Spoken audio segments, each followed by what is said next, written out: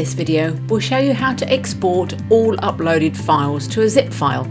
If you have asked your customers to upload files when checking out, for example, if you are running a photo competition, you can now easily export all of these files to a single zip file.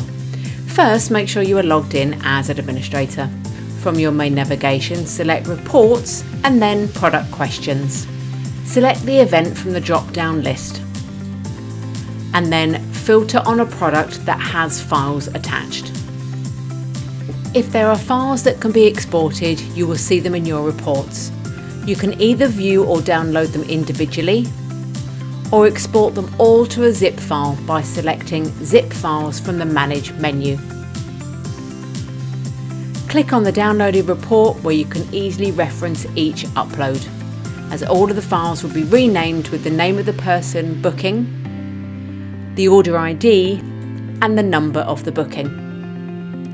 If there are two files with the same order number, this will be because a customer purchased two of a product and therefore had to upload two images. And that's it, you have now successfully exported all uploaded files to a zip file. Head to our other tutorials and FAQs for any further guidance you require, from setting up events to holding a raffle.